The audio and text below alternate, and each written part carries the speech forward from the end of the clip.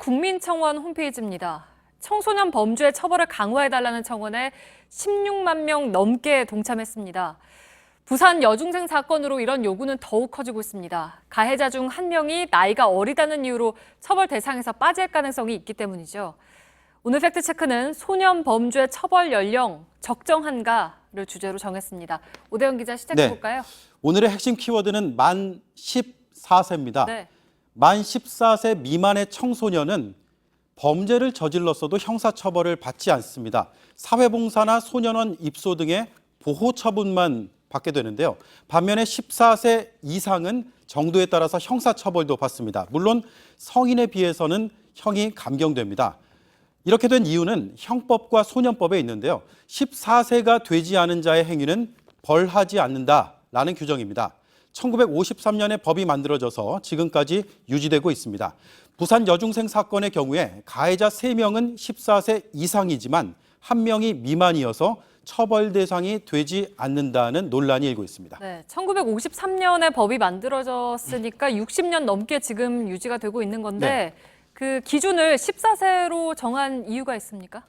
일단 독일과 일본이요. 20세기 초에 형법을 만들면서 14세를 정했습니다. 네. 우리도 아마 그 영향을 받았을 것으로 전문가들은 보고 있습니다. 그런데 이 만 14세가 기준이 적정한가? 우선 이 통계로 한번 판단해 보겠습니다. 10대 청소년의 강력 범죄 중에서 만 14세 미만의 비율을 살펴봤습니다. 2012년에 11.75%였는데 계속해서 상승합니다. 2015년에 다소 떨어지긴 했지만 2016년에 15.2% 추세적으로 늘고 있는 것이 맞습니다. 네, 그러니까 14세 미만의 범죄가 늘고 있으니까 처벌을 강화해야 한다. 뭐 일단 이런 주장의 근거가 되겠군요. 그렇습니다. 이번에는 해외 사례 한번 보겠습니다. 만 15세를 기준으로 한 나라는 덴마크, 핀란드, 스웨덴 등이고요. 14세는 한국, 독일, 일본입니다. 13세는 프랑스, 12세는 캐나다, 네덜란드, 10세는 영국과 호주 등입니다. 미국은 35개 주에서 나이 기준이 아예 없습니다. 나머지 15개 주는 주마다 이렇게 차이가 있습니다. 네, 그러니까 천차만별이기도 하고 아예 기준이 없는 곳도 있고 그러면 우리 기준이 좀 높다고 봐야 하는 겁니까? 표면적으로만 보면 한국의 나이 기준이 다른 주요국에 비해서는 높은 게 사실입니다. 네. 하지만 세부적으로 꼭 그렇지는 않습니다. 미국은 우리보다 기준이 낮지만 범죄를 저질렀다고 해서 무조건 처벌하지 않습니다. 범죄 청소년을 책임 무능력자로 우선적으로 추정을 하고요. 책임이 입증된 경우에만 처벌을 합니다. 영국도 마찬가지인데 기준은 만 10세지만 10세 이상의 범죄자도 처벌보다는 보호 처분을 먼저 고려합니다.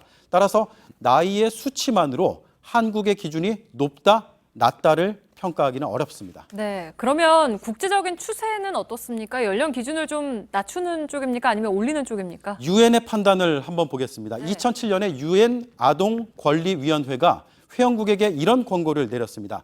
나이 기준을 만 12세 이상으로 할 것, 그리고 지속적으로 높여나갈 것.